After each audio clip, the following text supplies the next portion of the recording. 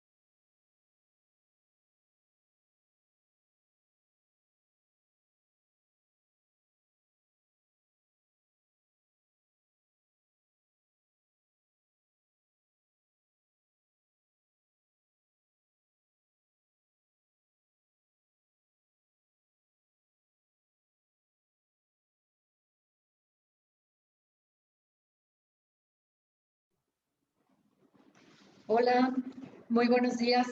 Tengan todos ustedes. Bienvenidos a esta nuestra plática mensual Biocell Talks con un interesante tema que es en estigmas y enigmas de ser papá. Y tengo el gusto de presentarles al orador que nos va a apoyar en esta sesión. Él es el doctor Alberto Rocha Jiménez. Él es especialista en medicina ortomolecular y nutrición celular, especialista también en medicina biológica y ozonoterapia, también en homeopatía, con 40 años de experiencia. Él es pionero en el desarrollo de ozonoterapia en odontología en México. El doctor Rocha tiene una maestría en terapias bioxidativas, es health coach también, fundador de la clínica de medicina biológica Biocell Medical Center y Ozono Dental Medic, y es fundador del Instituto Formativo Biocell. El doctor Rocha es un incansable investigador de la célula y su regeneración. Con muchísimo gusto los dejo con el doctor Alberto Rocha.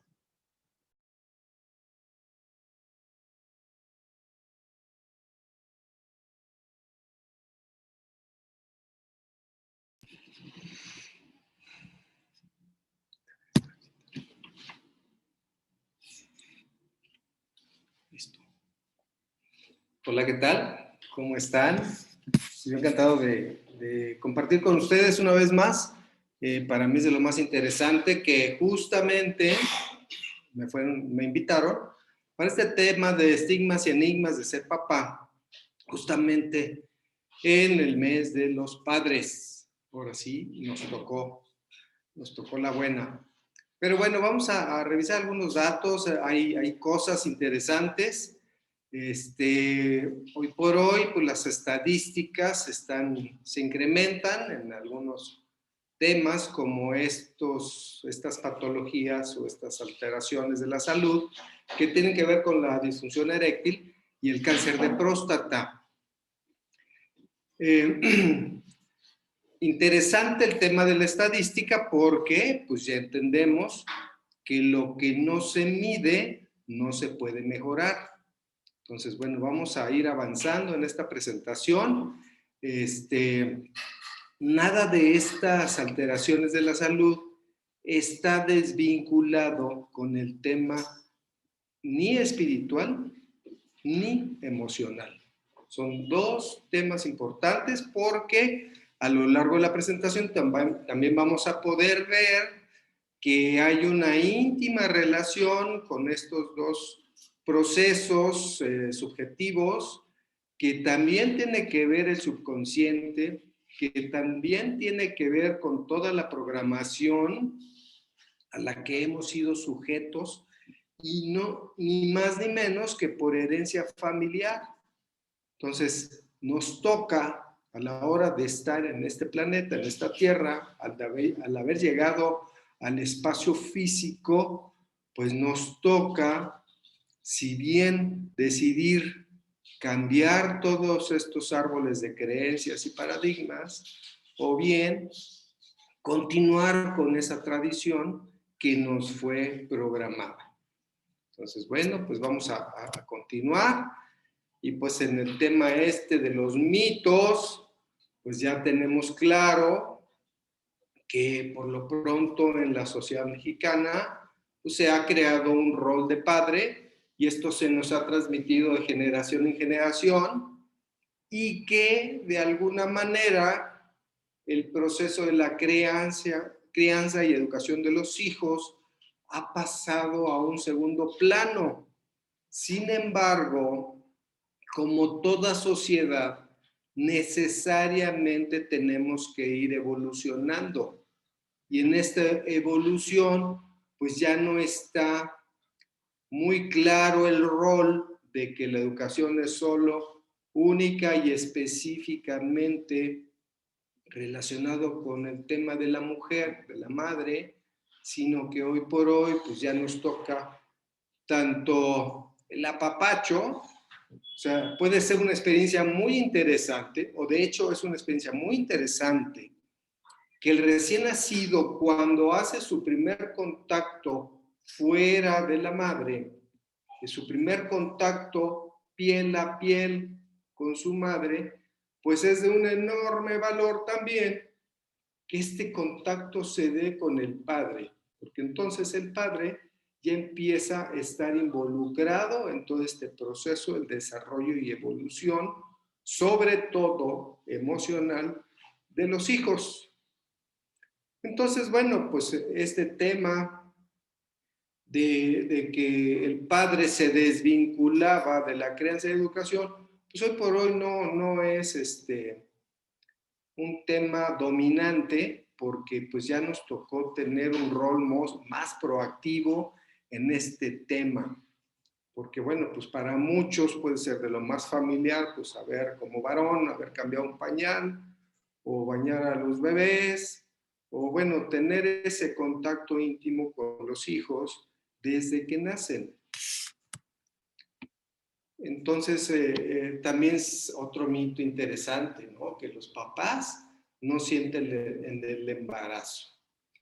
Entonces, yo curiosamente hacía una broma porque pues, recientemente o hace poco, una de mis hijas, mi hija, pues tuvo el proceso del embarazo y dio a luz felizmente, pero yo estaba de lo más antojado. Entonces, eso es lo más curioso porque yo le decía a mi hija, oye, fíjate que, pues que yo estoy sintiendo tus antojos porque ahora se me antoja todo.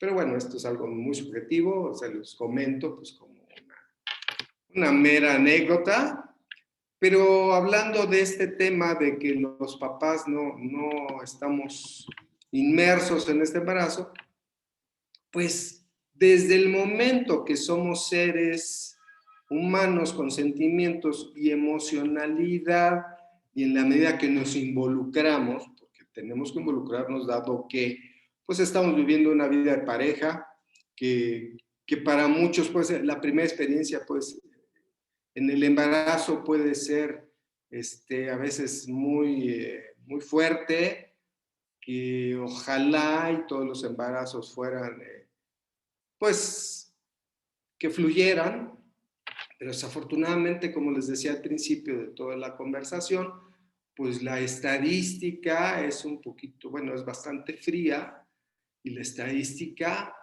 pues podría enfrentarnos a miedos y preocupaciones que por el tema de que está medido que un alto porcentaje en el momento del parto, y el alto porcentaje puede ser tanto del producto como la pérdida de la madre o en ocasiones ambos. Entonces se vuelve un tema muy fuerte y que a veces esta estadística pues, nos puede limitar en la decisión de un embarazo porque realmente pues sí es un proceso natural, pero hoy por hoy, como les hemos venido hablando en el instituto, pues hay una serie de condiciones biológicas que nos ponen en desventaja y que cuando podemos considerar que, por ejemplo, un embarazo puede ser el proceso natural más efectivo, de hecho, en mi generación se afirmaba que una mujer embarazada era el mejor estado de equilibrio orgánico de la mujer. Sin embargo, cuando determinamos que la nutrición se ha venido disminuyendo y que todo eso pues tiene consecuencias tanto para nosotros en la vida cotidiana, porque venimos enfrentándonos a una serie de enfermedades que no eran tan frecuentes, que estaban previstas y están en la estadística, por así decirlo, pero esa estadística está creciendo. Entonces, hoy por hoy también el tema de que haya un embarazo, pues puede llevarnos a tener enfrente a algunos miedos y preocupaciones cuando no hemos tomado todas las decisiones correctas de un estilo de vida saludable. Entonces, bueno, pues para afirmar pues que en realidad sí, el varón pues cumple un rol muy importante y que por supuesto está perfectamente involucrado en esta relación de pareja y en este embarazo acordado. Y bueno, hace un momento les decía de ese importante contacto piel a piel con el recién nacido. Y bueno, pues la gran experiencia pues es y siempre ha sido de la madre, porque por el recién nacido vamos hasta de la manera más figurada, pues es del conocimiento general, pues que ese bebé recién nacido se lo llevan a la mamá para su primer contacto. Sin embargo, la experiencia y la evolución en todo este tema de reconocimiento emocional en los varones, pues sí nos da la posibilidad de que el varón también tenga ese primer contacto. Entonces, ese contacto físico con el bebé, pues es de suma importancia porque ya se está sintiendo abrigado y no se está sintiendo solo porque estaba dentro de un claustro muy bien cubierto, con todas sus necesidades cubiertas, con toda esa emocionalidad de los padres que es transmitida pues en la vida diaria y que ahora cuando sale al exterior, pues sí necesita seguir teniendo ese contacto. Y bueno, pues acá hay otro tema, ¿no? Los hombres no saben cómo cuidar a un bebé. Entonces, bueno, pues yo les podría decir que el que una chica se embarace y dé a luz, pues no le da las credenciales exactas como para tener la especialidad en cuidado de bebé. O sea, en realidad esto es un aprendizaje que convencionalmente se debe dar en pareja y que, bueno, pues el rol del varón, que a veces está así como tras bambalinas, bueno, pues resulta que el varón sí está muy presente porque, pues para todos los seres humanos, tanto para hombres como para mujeres, en ambos casos tenemos una parte masculina que puede o no dominar y una parte femenina que es el mismo caso, puede o no dominar, pero en ambos géneros tenemos la presencia de esa emocionalidad y que esa emocionalidad nos puede facilitar de alguna manera acercarnos a nuestros hijos y que por supuesto este tema de cómo cuidar a un bebé, pues sí, hay mucho en blanco y negro, hay mucha información escrita, pero la experiencia vivencial nos va a decir cómo llevar y sobre todo también el tema de esta sensibilidad que puede ser este famoso sexto sentido, o sea, la intuición. Entonces, pues a veces en este cuidado del bebé, pues aprendemos, sí, pues por tradición familiar, porque siempre están los familiares, la familia alrededor, y nos acerca su experiencia, pero también cada uno, para desvincularnos de nuestra herencia familiar, pues en la originalidad, pues aprendemos por prueba y error. Y esta experiencia, pues les digo, es tanto para los hombres como para las mujeres. Que eventualmente cuando en la mujer se da la posibilidad de la lactancia, bueno, pues ahí sí nos dieron la vuelta a las damas porque no tenemos esa oportunidad. Entonces sí hay un mayor contacto del bebé con la madre, pues porque hay un largo periodo de lactancia donde hay un contacto muy íntimo, y para aquellos que creen que se le debe dar a libre demanda a ese bebé, pues entonces el contacto se vuelve más continuo. Y el tema de que los padres no saben educar a los hijos, bueno, pues en realidad yo les quiero compartir pues que somos una herencia familiar, y que tanto el varón como la mujer pues recibe todo un armamento de creencias y paradigmas, y que ya traemos desde que nacemos una cierta programación familiar, pero que luego se ve reforzada pues en el desarrollo en la familia, y que aunque no sea muy expedita la educación a los hijos por parte del varón, pues sí hay esa forma de transmitir, porque no solamente pues es el lenguaje escrito, sino es el lenguaje corporal, es el lenguaje emocional, es el lenguaje espiritual, lo que transmitimos. Entonces a veces son señales silenciosas, pero que están educando a nuestros hijos. Si el tema sería que el varón propositivamente y en lo más material y más visible se manifestara educando a los hijos, bueno, pues siempre hay la oportunidad. Entonces, el tema de darles elementos para su desarrollo, pues es algo que continuamente se está ofreciendo en el seno familiar. Y luego el otro tema de que los papás no pueden ser padres solteros. Bueno, pues hay tanto la capacidad del padre como de la madre.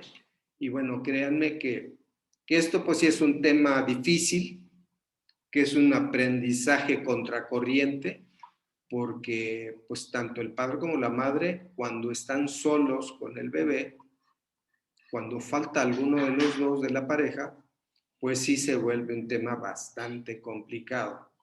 Si es complicado por inexperiencia, sobre todo con el primer hijo, por inexperiencia porque hay que realizar todo un aprendizaje, pero no es privativo de la mujer que tenga la habilidad de poder ser madre y de hacerlo bien. O sea, en realidad, todos los padres, hombres y mujeres, estamos constantemente cumpliendo roles uno del otro, y que no es necesariamente el cuidado exprofeso del recién nacido, y sobre todo refiriéndonos a la lactancia. Esto de que el papá no tiene un sexto sentido, bueno, pues en otras pláticas les he hablado de la inteligencia del corazón. Entonces el corazón, el músculo cardíaco en sí, pues sí efectivamente tiene una cantidad de neuronas, y que la noticia es que normalmente tanto en el varón como en la mujer, pues se da esto, biológicamente estamos equipados con esto, y esto que llaman sexto sentido, pues es un tema de intuición, pero no es nada más ni nada menos que la famosa inteligencia del corazón. Y les quiero compartir que esta inteligencia del corazón consiste en que primero llegan las señales al corazón, son procesadas en el corazón y son enviadas tiempo después al cerebro. Entonces, este tema del sexto sentido, pues lamento decirles que no es exclusivo de las mamás, sino que todo ser humano tenemos esta capacidad, y que además si lo reconocemos y nos sujetamos a un entrenamiento, podemos hacer más efectiva este tipo de sensaciones o de intuiciones, o de desarrollar esta inteligencia del corazón. Y bueno, pues en el desarrollo de estos bebés, como padres presentes, pues sí, aprendemos una serie de códigos y de señales, pues que están muy sutiles, pero que pues necesariamente por esa experiencia, bueno, entonces empezamos a percibir casi lo imperceptible. Pero eso es pues por esa experiencia vivencial con los hijos. Luego dice que los hombres repiten patrones de educación.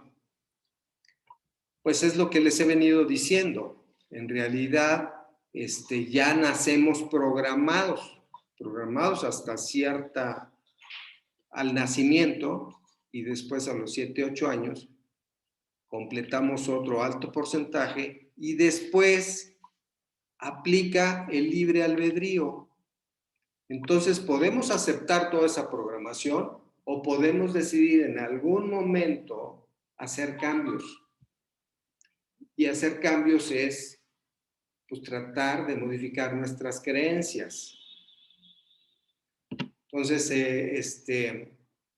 el que se repita, pues sí, si ustedes se observan, van a detectar que efectivamente pues, el varón, por ejemplo, repite los patrones que ejecutó el padre con ellos mismos.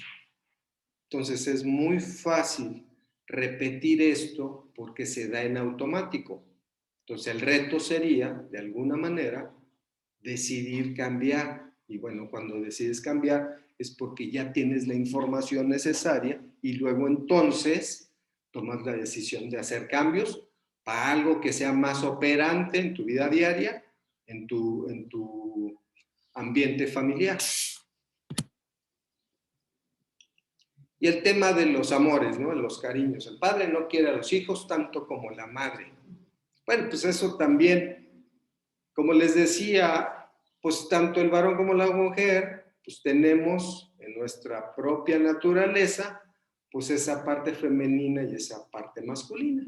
Entonces, hay mujercitas pues, que tienen muy marcada la parte masculina y que no pierden femineidad por eso, o al revés, que el varón manifiesta más esa parte femenina porque es un varón más emotivo, más sensible, eventualmente más espiritual, y eso no le quita ni su calidad como varón, ni a la mujer su calidad como mujer.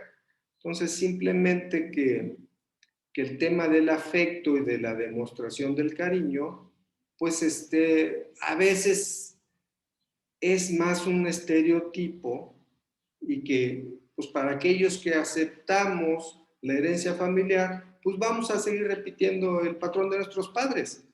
Pero en el interior, pues hay todo un contenido emocional que eventualmente se puede o no expresar. Pero entonces esto es otro mito que tenemos que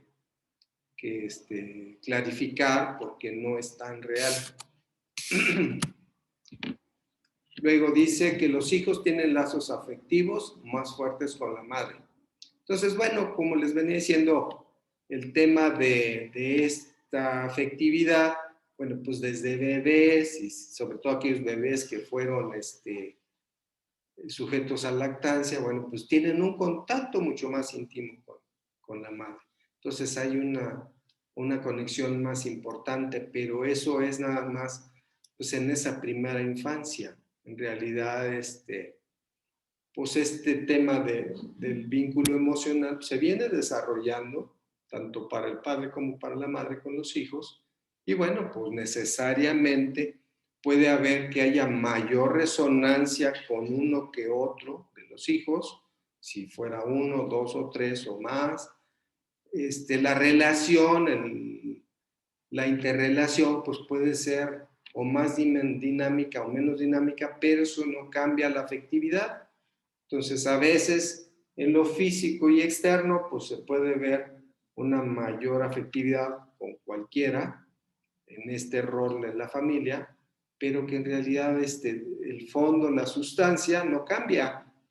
Entonces, pues cada cual tiene, pues como está previsto, ¿no? O sea, tenemos unos ciertos patrones que se repiten, y que se manifiestan visiblemente en la familia. Pero esto no quiere decir que no haya ese lazo de afectividad con el padre, sino que en ambos casos hay una correspondencia y hay en esa relación de padres e hijos, pues hay una forma de expresión diferente, nada más. Luego la pregunta, ¿lo estaré haciendo bien? Pues es probablemente la pregunta más frecuente que un papá se hace.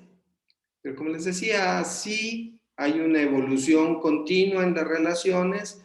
Los padres, cuando les toman la decisión de hacer un cambio, sobre todo a nivel de creencias, bueno, pues muchas veces los hijos pueden ser el motor o poder observar nuestra propia realidad como pareja también puede ser el motor. Entonces, decidir hacer cambios propositivos, pues entonces sí van a influir positivamente en el desarrollo de los hijos. Entonces, muchas veces se hace por la relación de pareja, por mejorarla, o muchas veces se hace por proveer un mejor futuro para nuestra descendencia.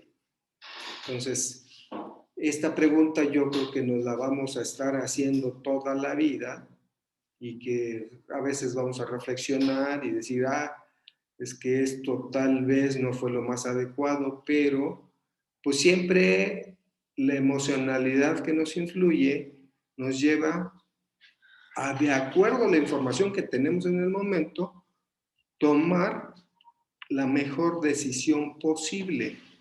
Entonces, no toca arrepentirse, sino porque el pasado ya pasó. Entonces, en el presente es cuando vas a actuar y decidir hacer los cambios.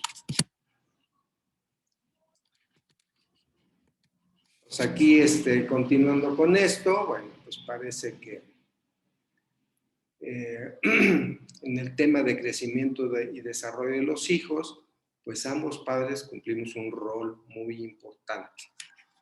Y bueno, lo interesante sería que entre los padres existieran acuerdos, porque aquí la parte interesante que ya casi olvidaba, pero que para mí es muy importante compartir con ustedes, pues es que hay en el lenguaje popular algo que dice que para educar a los hijos siempre tiene que haber un poquito de hambre y un poquito de frío.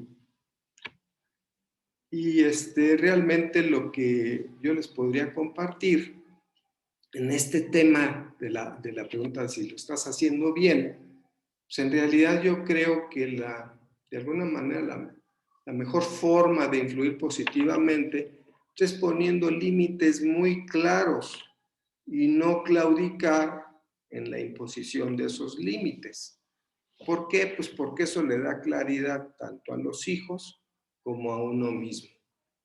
Que eventualmente se hacen concesiones, pero son concesiones concertadas y sobre todo exhibiendo el momento, ¿no?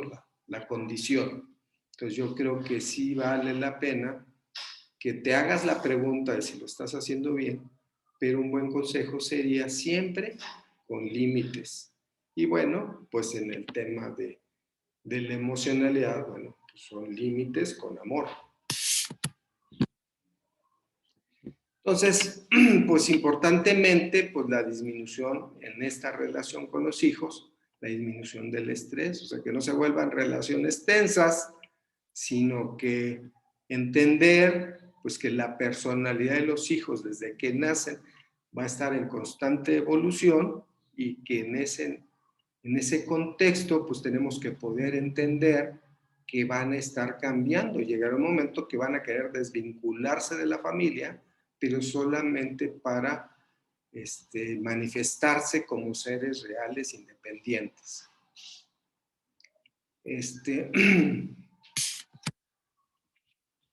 Bueno, aquí hay un texto donde dice que hay pistas para ser mejor padre. Pues lo más interesante es que de todas estas pistas no hay una fórmula mágica. En realidad yo les diría que lo que les acabo de compartir puede funcionar muy bien. O sea, yo estaría hablando básicamente de la clarificación de los límites.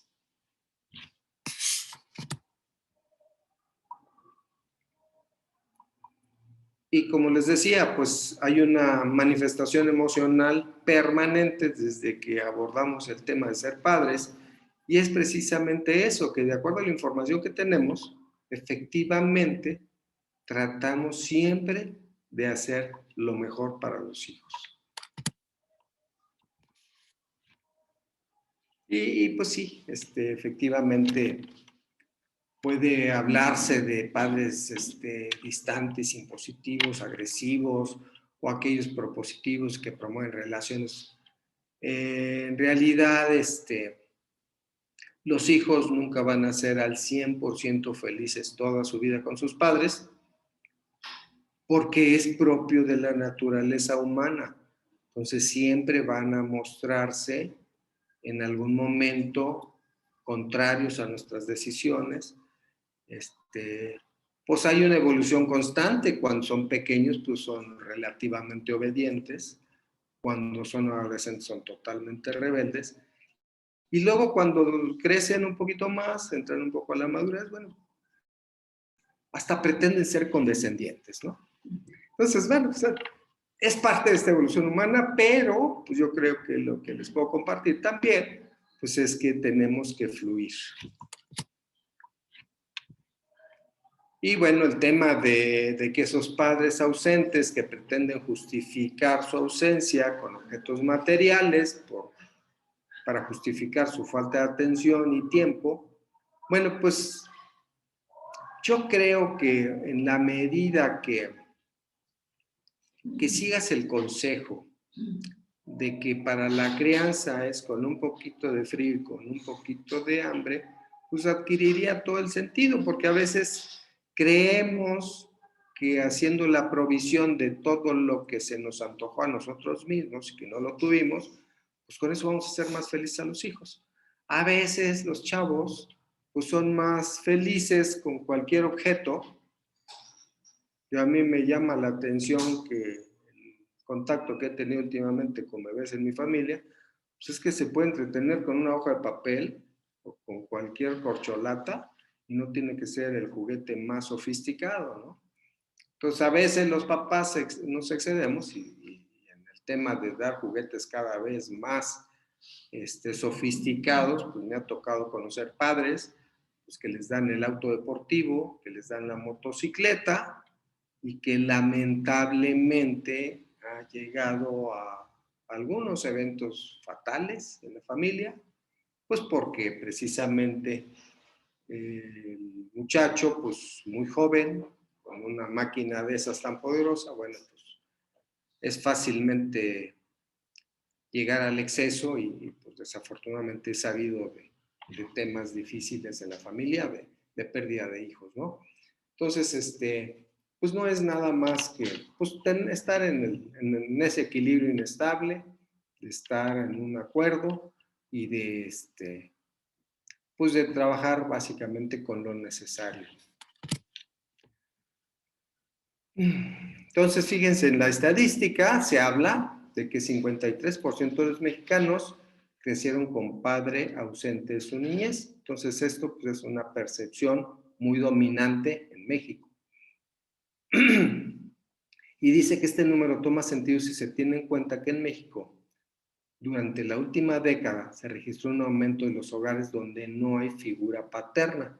Entonces, bueno, sí toca que de repente se vuelve un deporte nacional engendrar hijos sin tomar la responsabilidad de ser padres. Entonces, bueno, yo diría que esta estadística toma sentido, pues dado que de repente, pues ese deporte nacional toma popularidad. Entonces, probablemente estos mensajes lleguen a un cierto segmento de la sociedad donde pues podemos representar pues padres comprometidos o padres que viven en pareja, padres que que llevan un matrimonio integrado, ¿no? Sin embargo, pues también hay estos datos fuertes y que datos del INEGI habla de que el 41.5% de los hogares existentes carecen del padre, cuando en 1995 el porcentaje era más bajo, 31%. Entonces vean que el papá pues, se vincula mucho a la imagen del proveedor. Incluso dicen si esta función ocasiona un distanciamiento de su rol afectivo para los hijos. Entonces, pues también ahí la estadística habla de que eventualmente pues hay padres que para proveer lo suficiente, pues sí trabajan demasiado tiempo y no tienen tanto contacto con los hijos. Y sobre todo que antes de la pandemia, pues sí había claramente definido pues un horario para los hijos, para cumplir su récord académico en la escuela, y que justamente a esa hora pues también el papá estaba en su trabajo y que eventualmente ellos regresaban a casa, los hijos, y luego el padre pues ya llegaba mucho más tarde pues por el tipo de función económica que desarrolla en su trabajo. Entonces, pues sigue aquí la estadística. 53% de los mexicanos siente que su papá estuvo ausente durante su niñez. Pues dependiendo de la actividad económica, sí, por supuesto, esto puede tomar relevancia. Pues parece ser que pues hoy, con la pandemia, la bendita pandemia, pues hay la posibilidad de estar en una convivencia más intensa con los hijos. Entonces esto le va a dar un poquito la vuelta a estas estadísticas que estamos leyendo, ¿no? Y que de aquí en adelante, pues ya sabemos que este proceso se va a prolongar este año y que se está pronosticando el tema de la tercera ola en el asunto de coronavirus, y que no sabemos hacia dónde va.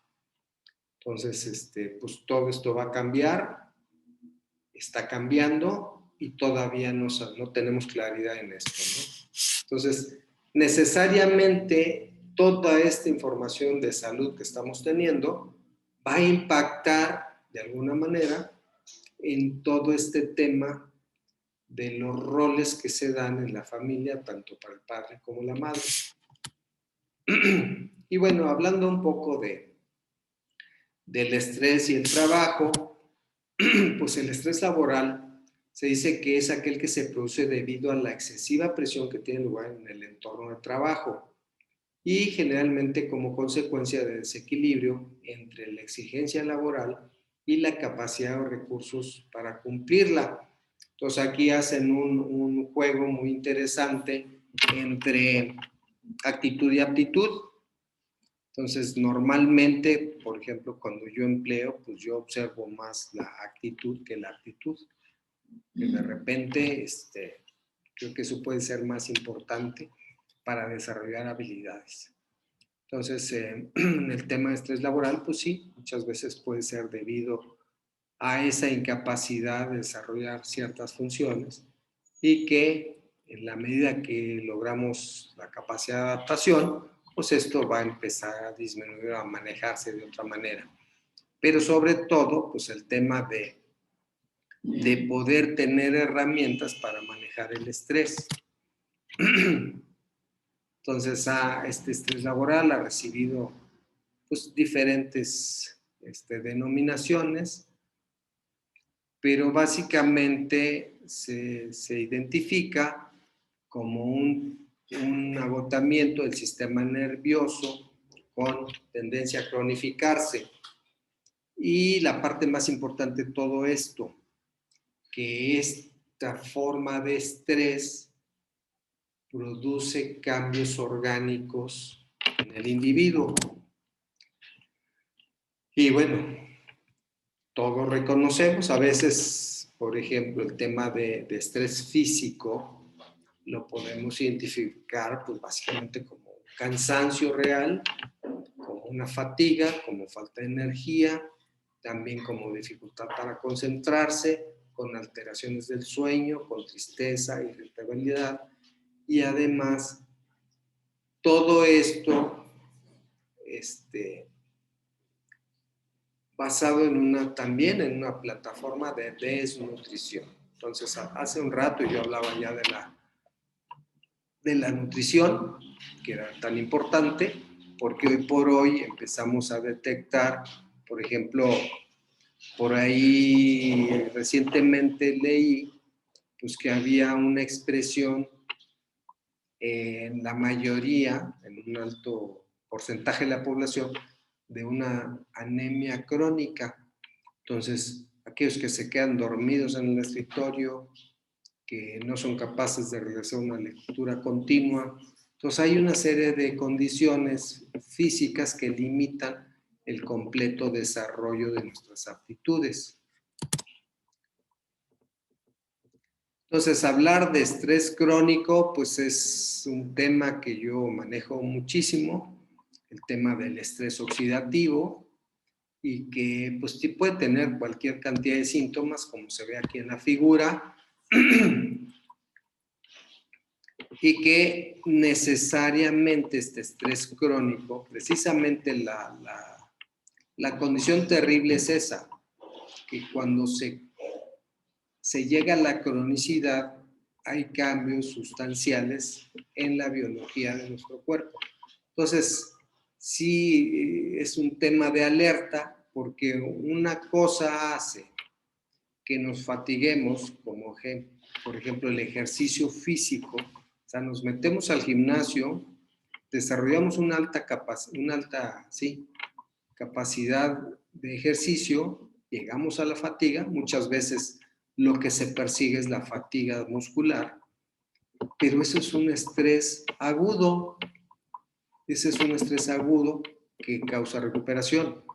Pero en el escenario que este estrés agudo lo repitamos continuamente 24 horas, pues entonces estamos entrando a un proceso donde estamos trabajando en contra de nuestra salud. Y sí, por supuesto, al mantenerse el estrés crónico, pues puede generar cualquier cantidad de somatizaciones. O sea, no solamente el tema de lo gastrointestinal, de una gastritis o de contracturas y dolores musculares o dolor de cabeza, sino que esto es mucho más amplio. Mucho más amplio, ¿por qué? Pues porque invade o ataca toda la economía biológica de nuestro cuerpo. Y bien, bueno, hablando de ataques a la economía biológica, pues aquí hay manifestaciones muy claras cuando pues podemos empezar a hablar de algo que se llama cáncer de próstata. O sea, ya dentro de todas las tumoraciones, esta es una de las más frecuentes en el varón y que atrayéndolos a ustedes a una serie de ideas, pues sí, el cáncer de próstata pues está definido como una neoplasia, como una tumoración en la próstata, pero que más allá de lo físico también tiene que ver mucho con lo emocional y mucho con las creencias heredadas. Y bueno, vamos a platicar un poquito más de esto. Miren, bueno, en términos generales, cuando hablaba yo del estrés crónico, se refiere básicamente al estrés oxidativo. El cáncer de próstata no se exenta dentro de su etiología de una serie de condiciones de estrés oxidativo. A veces nos procuramos un estrés oxidativo propositivamente. ¿Cómo? Pues simple y sencillamente con el cigarro.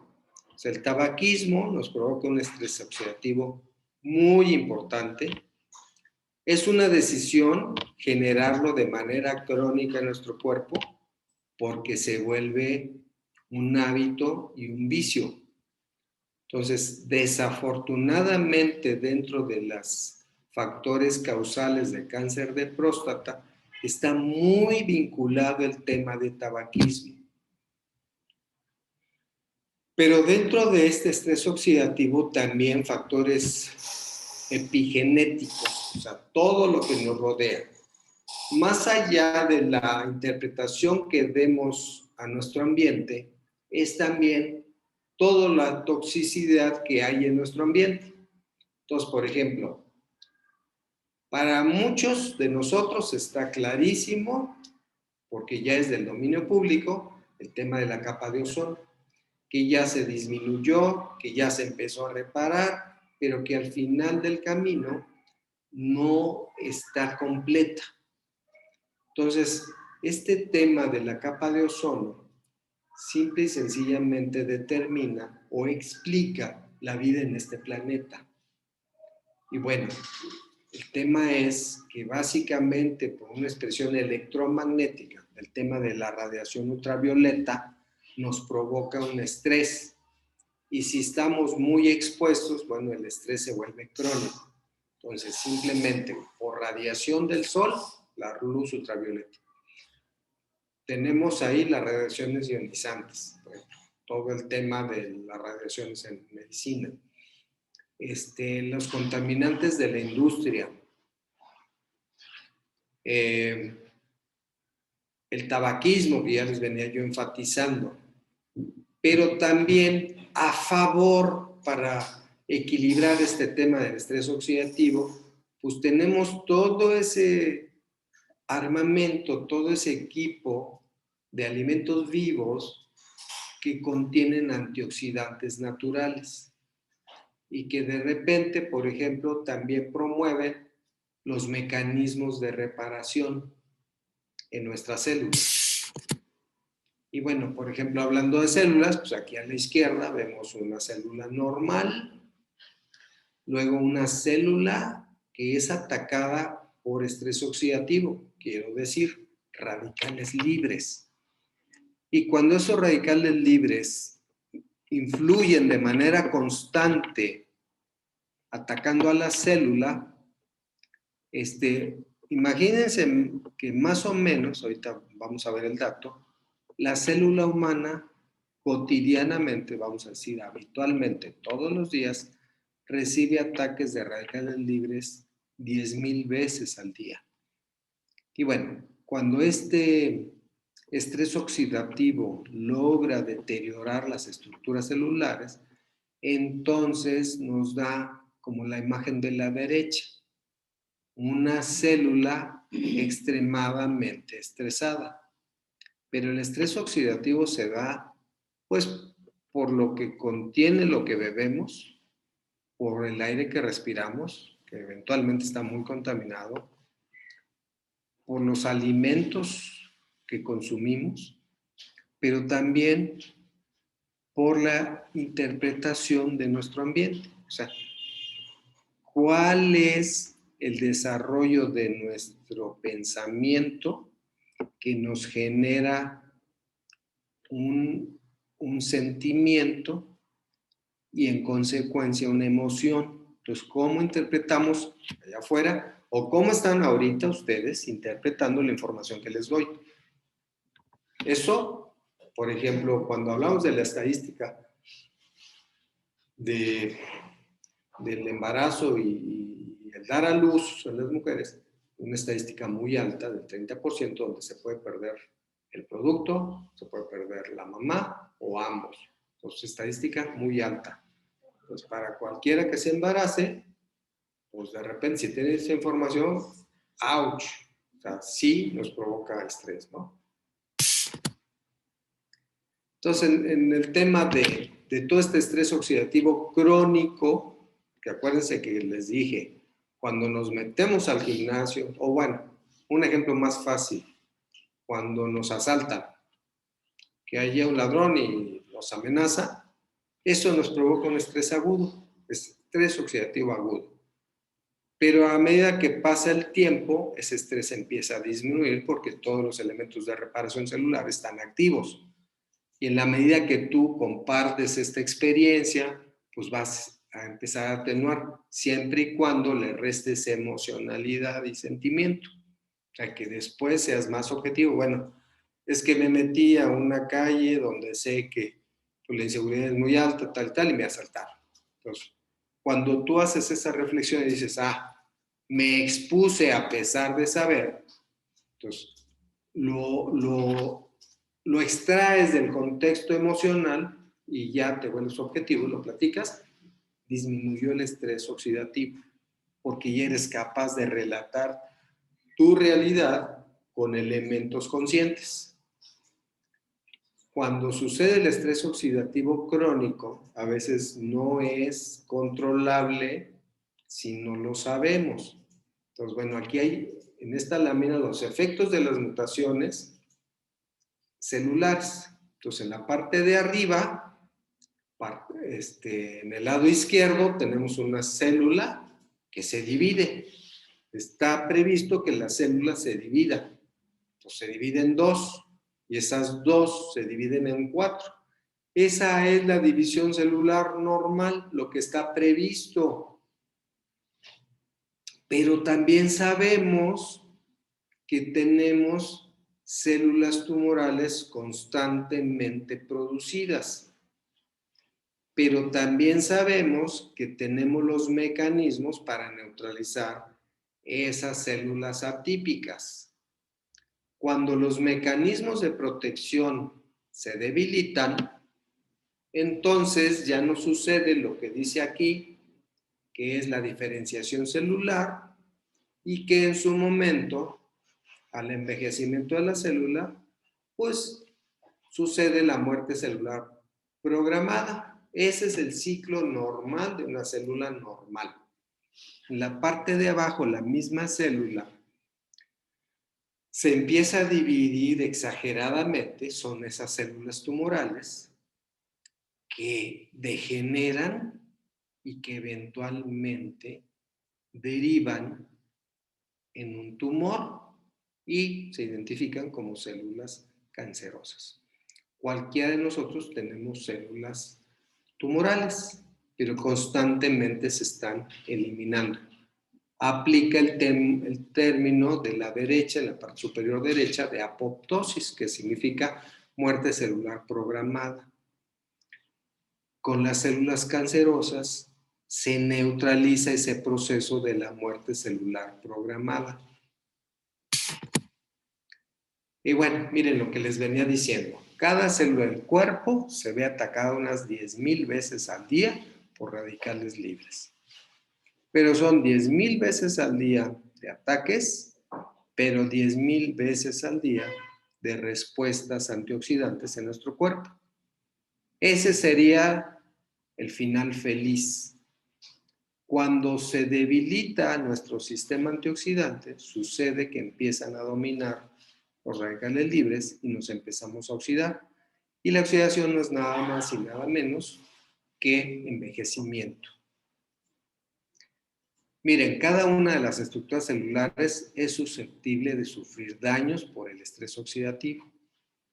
Nada es inmune a los daños oxidantes de un radical libre. ¿Y qué creen? Que todas las estructuras orgánicas de la célula son la sustancia preferida de los radicales libres, porque se hace una cascada infinita de daños oxidativos por efecto de los radicales libres. Aquí, por ejemplo, en otras pláticas hemos hablado de unas vías de señalización, pero en la mitocondria se activa precisamente esta muerte celular programada y lo aplica para sí misma también. Y bueno, ya en otro momento vamos a hablar de la mitocondria.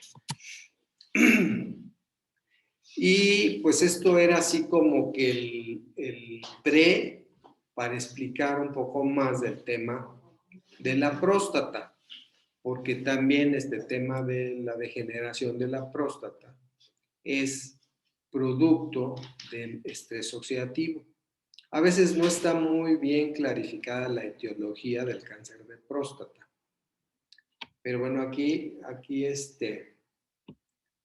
en el tema de los elementos subjetivos, en el tema de la conciencia, se habla que los hombres, los problemas de próstata tienen mucho que ver con la autovaloración y la convicción de que a medida que envejecen van siendo menos hombres. La impotencia añade un elemento de miedo y a veces se relaciona con despecho, incapacidad o prohibición. Se dice que la próstata representa mis instintos más arcaicos, o sea, del hombre más primitivo, relacionados a mi sexualidad, en el sentido de proteger a la descendencia. Entonces, biológicamente y antropológicamente, la necesidad de crear descendencia reside básicamente en la próstata. La próstata es la que tiene la capacidad de producir células germinales hábiles para la reproducción. Entonces, les decía, dentro de los temas de la conciencia, dentro de lo subjetivo, y para aquellos que hablan de la decodificación biológica, establecen que necesariamente estoy viviendo o he vivido un conflicto relacionado con mi vida sexual. Esto en un 70% de los casos, cuando hay alteraciones de la próstata.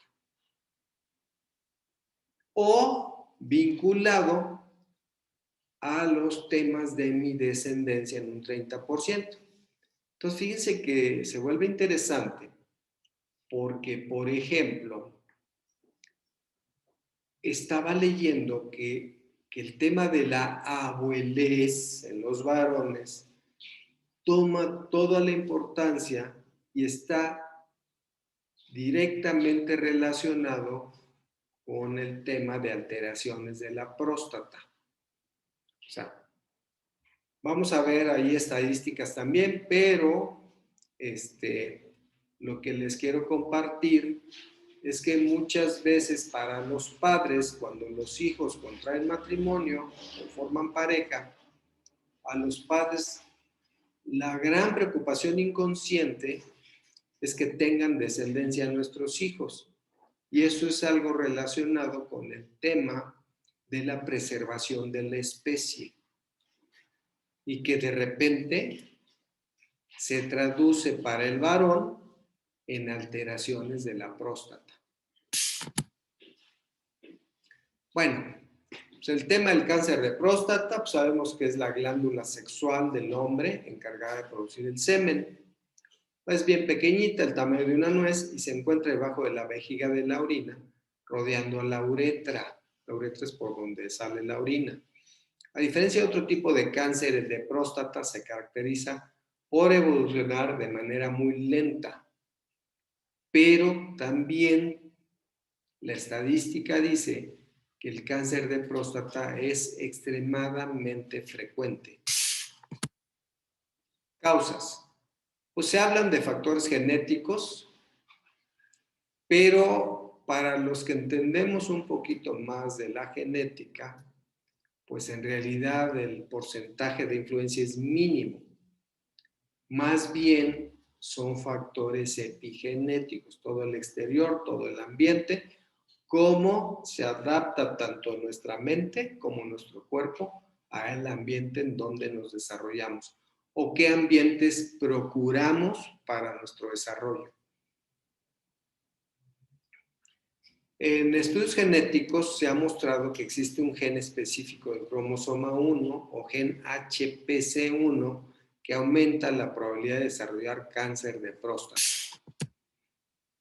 Hay factores hormonales donde se incluyen la dependencia de las hormonas androgénicas o masculinas en la mayoría de los cánceres de próstata. Y que el hecho de que el cáncer prostático no aparezca en los eunucos puede un poquito confirmar esta teoría. Sin embargo, hoy, en esta actualidad, hablar de eunucos pues es un tema difícil. porque hoy por hoy a nadie propositivamente se le extirpan sus órganos sexuales, ¿no? Aunque en ciertas culturas se ha hablado de tanto hacer eunucos hombres y mujeres. Hablan de que el cáncer prostático puede ser inducido en ratas mediante la administración crónica de estrógenos y andrógenos, hormonas tanto masculinas como femeninas, y la frecuente asociación de cáncer con áreas de atrofia prostática esclerótica. Allí, pues dentro de los factores causales, pues está el tema de la arteriosclerosis. Factores ambientales, pues bueno, por ejemplo, el tema de la exposición a los gases de la combustión interna de los autos, en general la contaminación del aire con cadmio, fertilizantes, sustancias químicas en las industrias de la goma, imprenta, pintura y naval.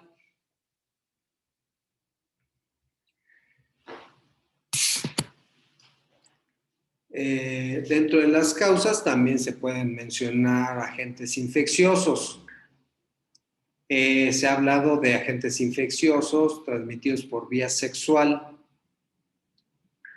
Sin embargo, se afirma que en estudios epidemiológicos, virológicos e inmunológicos han brindado resultados contradictorios. Entonces, lo que estamos viendo aquí es que no hay mucha claridad en todo esto.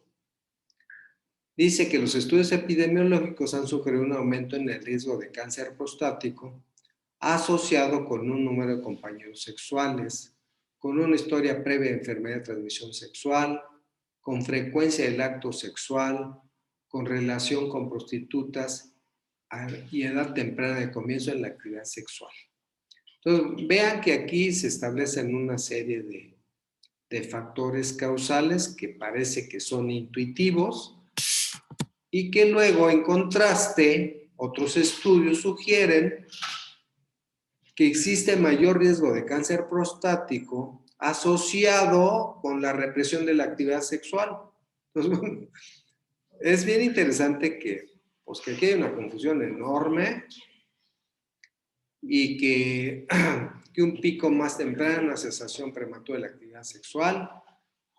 Otros trabajos han mostrado un mayor riesgo entre los pacientes que nunca estuvieron casados y un riesgo aún mayor entre aquellos que tuvieron niños, pero otros estudios no han mostrado una correlación significativa con el estado marital o el número de hijos. De forma similar, los estudios de potenciales agentes infecciosos tampoco han brindado resultados concluyentes, como tampoco proporcionan pruebas concretas para una causa infecciosa del cáncer prostático. Dentro de la sintomatología, bueno, pues muchas veces en la fase inicial del tumor, pues puede pasar asintomático o acompañarse de algunos síntomas obstructivos leves atribuibles a una hiperplasia benigna. Entonces, a cierta edad, pues esta próstata puede tener un crecimiento, una inflamación, pero del todo benigno y que puede ser reversible. Y dentro de esta sintomatología inicial, pues se puede hablar de una incontinencia urinaria o la disminución del calibre o interrupción del chorro de orina o el aumento de la frecuencia de la micción o sobre todo dominante en la noche o dificultades para orinar y la sensación de escozor durante la micción.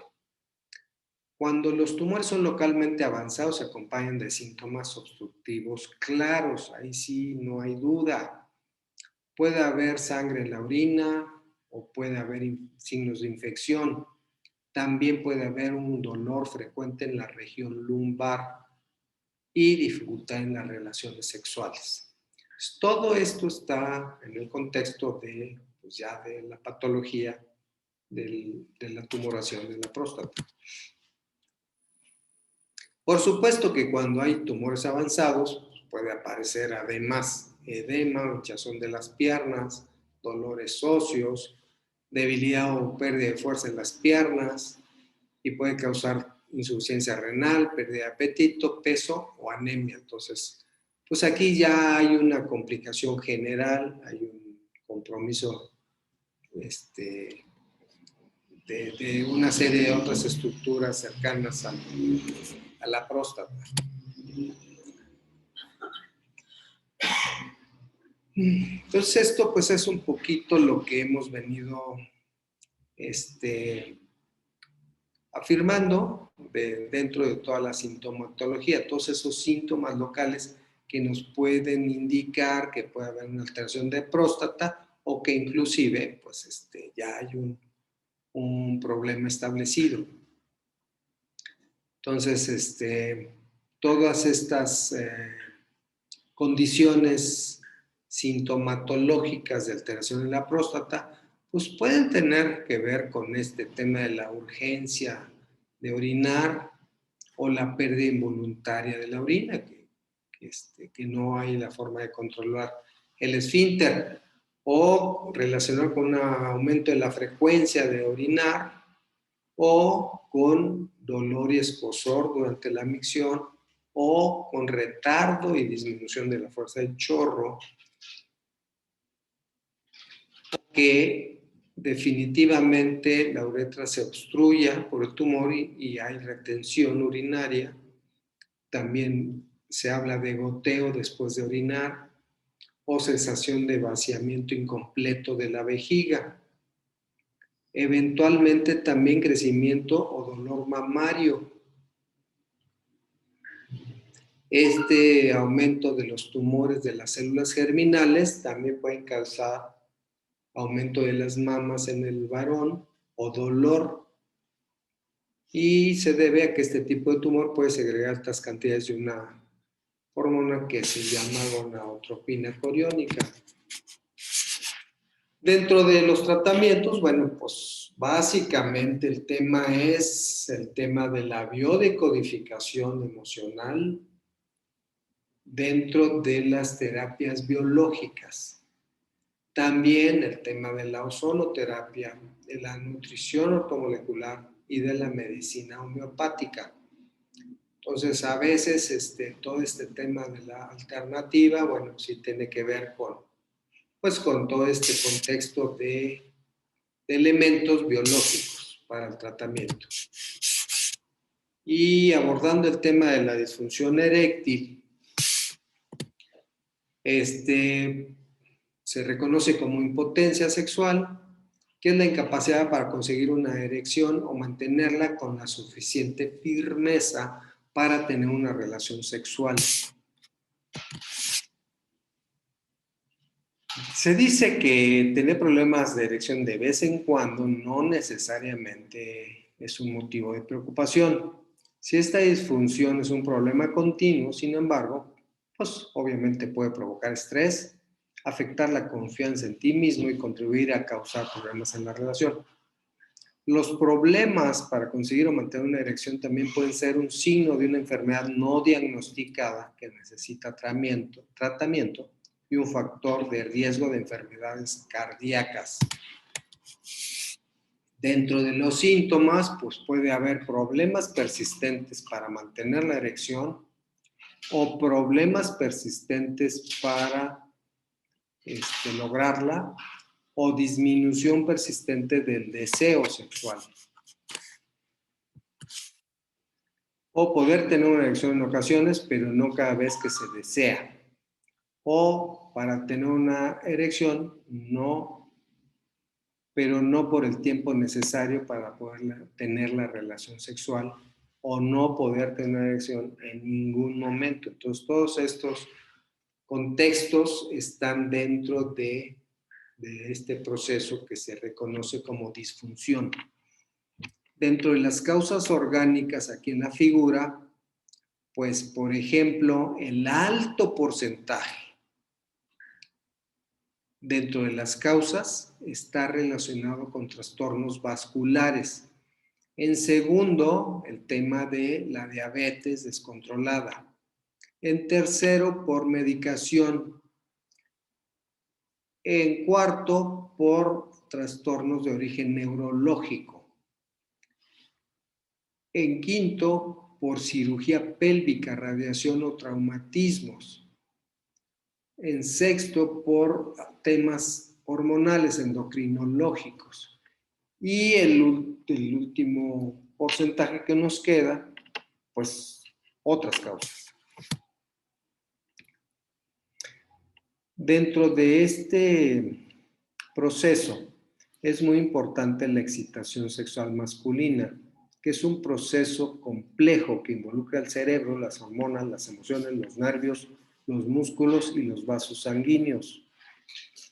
Dentro de las causas de la disfunción eréctil orgánica, podemos detectar pues, el tema de la depresión, el tema del alcoholismo, tabaquismo y drogas, el uso de fármacos y la hipertensión, que tiene que ver con colesterol elevado y afecciones cardíacas, o la diabetes. Dice que del mismo modo, el estrés y las inquietudes relacionadas con la salud mental pueden provocar esta disfunción o empeorarla inclusive.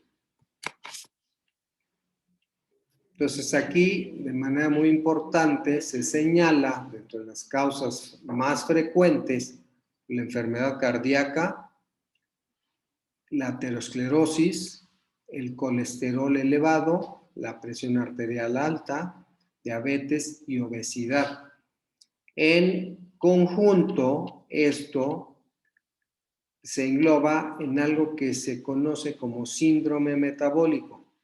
Es una afección que implica un aumento en la presión, niveles altos de insulina, grasa corporal alrededor de la cintura y niveles altos de colesterol.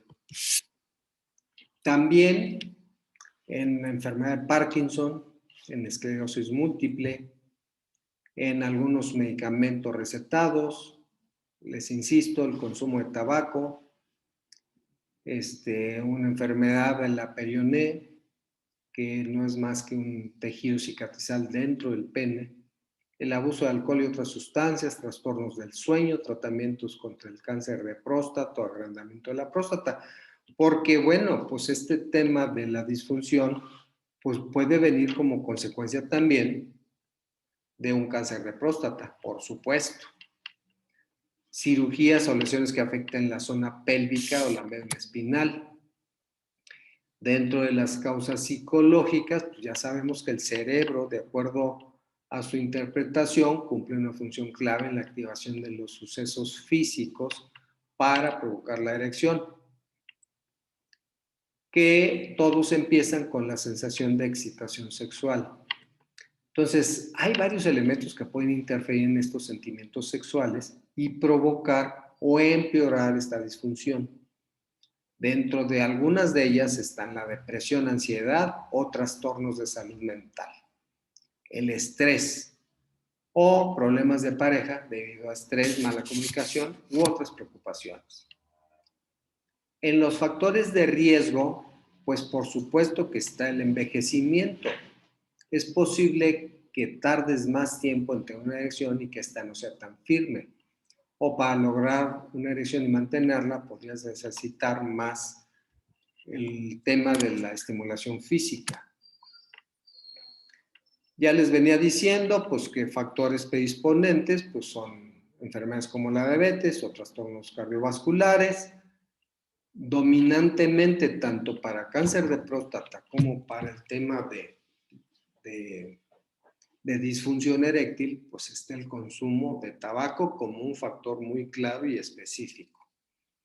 El tener sobrepeso, algunos tratamientos médicos, lesiones traumáticas, medicamentos, trastornos psicológicos y consumo de alcohol y drogas.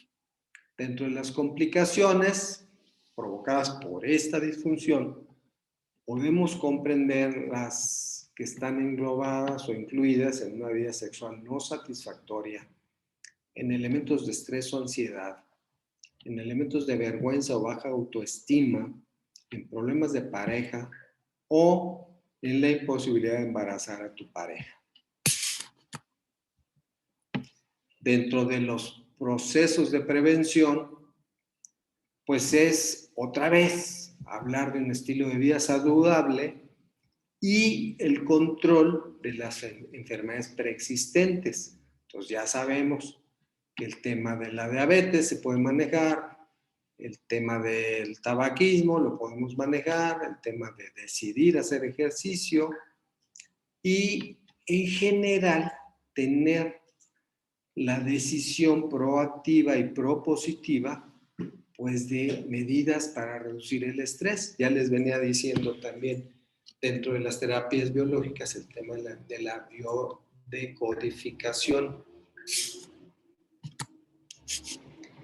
Y bueno, de acuerdo a estadísticas del Boston Medical Group, pues se habla de que el 70% esto es en el tema de la disfunción eréctil en jóvenes. Entonces, el 70% está determinado por consumo de alcohol, 50% por el consumo de medicamentos recomendados en internet que son falsos. El 40% en pacientes con disfunción eréctil fuma. 25% son menores a 45 años. Y el 15% ha aumentado la disfunción. En un 15% en jóvenes, muy jóvenes. Entonces, dentro de las recomendaciones generales que hace este grupo, Boston Medical Group, pues habla consistentemente de eliminar el tabaco, no abusar del alcohol, evitar el consumo de drogas, seguir una dieta saludable, practicar ejercicio, acudir a un experto y no medicarse, no automedicarse, y mantener una vida sexual activa.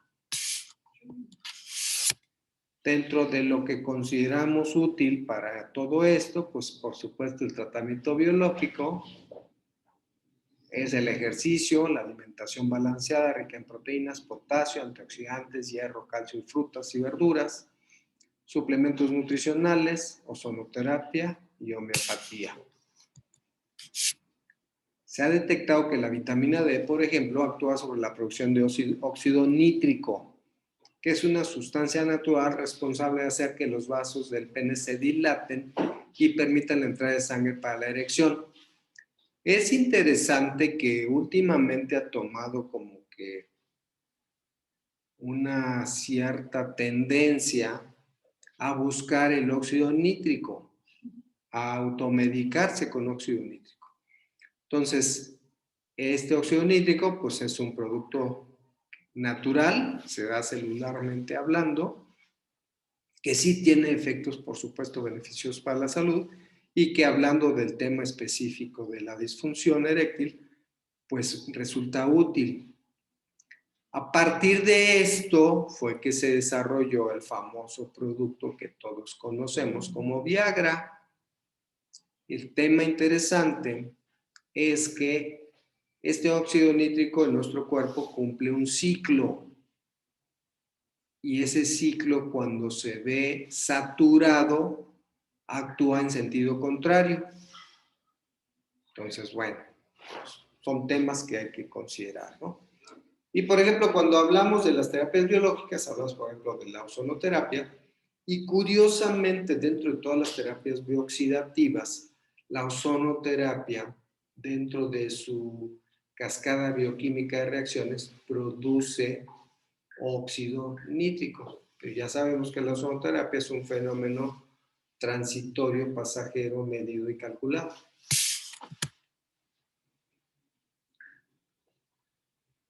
Por ejemplo, dentro de estos hábitos de salud o de estilo de vida saludable, pues por ejemplo, andar, caminar 30 minutos al día, puede reducir, fíjense nada más en qué porcentaje, 41% este riesgo de padecer la disfunción eréctil.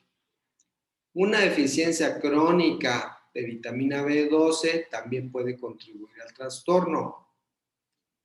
Y, por ejemplo, en todos aquellos que padecen el tema del síndrome metabólico, que están muy bien detectados por un incremento, un aumento importante en el diámetro de su cintura, se dice que un hombre con una cintura de 106 centímetros es un 50% más propenso a tener disfunción que uno con 81 centímetros. Dicen que a veces la pena, la vergüenza hace que muchos hombres decidan no acudir al médico para tratar su disfunción. A veces, pues hay que acudir porque puede ser algo esporádico, no tan persistente, pero sí es interesante poder hacer la detección de algún proceso orgánico que no se haya detectado. Dice que como consecuencia de la edad, cuando como consecuencia de la edad llegan los problemas de disfunción, la mayoría de los hombres puede que piensen en Viagra y otros fármacos basados en el sildenafilo. Pero como se dice en la Escuela de Medicina de Harvard, el tratamiento para la disfunción eréctil no tiene por qué empezar y terminar con las pastillas azules. Comer bien, en el estudio de envejecimiento masculino de Massachusetts, comer una dieta rica en fruta, vegetales, productos integrales y pescado, con menos carne roja y procesada y menos productos refinados, disminuyó la probabilidad de disfunción eréctil. Otro consejo, una deficiencia crónica en vitamina B12 puede contribuir al trastorno, pero un multivitamínico diario y alimentos fortificados son las mejores apuestas para quienes absorben mal esta vitamina B12. El tema de la salud vascular, pues obviamente la hipertensión, niveles elevados de azúcar en plasma, el colesterol y triglicéridos pueden dañar las arterias del corazón, del cerebro y conducir a disfunción eréctil. Los niveles bajos del colesterol de alta densidad y una cintura cada vez más abultada también contribuyen a problemas cardiovasculares y a mal funcionamiento sexual. Un buen consejo es adelgazar y mantenerse delgado, porque la obesidad eleva los riesgos de enfermedad vascular y diabetes, que son dos causas principales de la disfunción eréctil. Algo interesante es el fortalecimiento de la pelvis.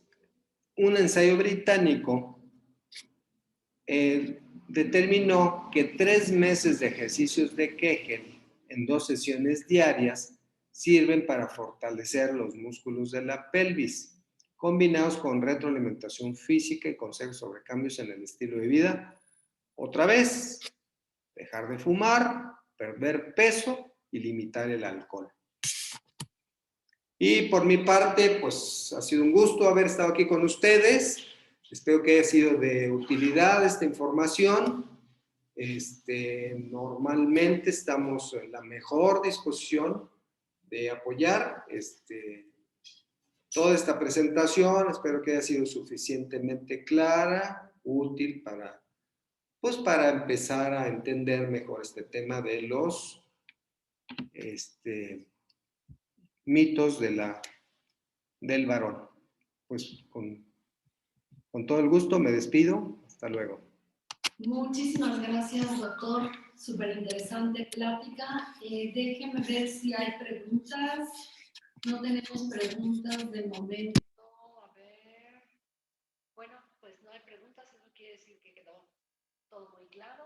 De cualquier forma, como dijo aquí el doctor, estamos a su disposición. Si gustan tomar una foto, una screenshot de la pantalla para que vean ustedes ahí los teléfonos. Y yo les quiero también compartir esta fotografía donde les estamos anunciando nuestro próximo taller homeopático, que va a ser el próximo día 29 de junio. Precio normal de 650 el costo, y las personas que se inscriban hoy van a tener un costo de 500 pesos. Es para conocer lo básico y efectivo para tener en casa, como botiquín homeopático. Entonces, pues es una gran alternativa para la salud, es segura y es eficaz y es para toda la familia. Yo les puedo decir que tengo muchos años usando el botulismo homeopático y realmente he tenido muy buenos resultados. Entonces, bueno, pues si gustan también tomarle una foto a la pantalla y comunicarse con la licenciada Elisa Báez para que ella les tome los datos y quien se inscriba el día de hoy va a tener ese costo especial. Así es de que, bueno, pues muchas gracias por su atención y les estará mandando la licenciada Elisa Báez invitación para nuestros próximos eventos, talleres, cursos. Por lo pronto, pues les dejamos del taller homeopático que será el próximo 29 de junio de 10 de la mañana a 2 de la tarde. Bueno, pues que tengan todos un muy buen día. Muchas gracias por su compañía y estamos en contacto.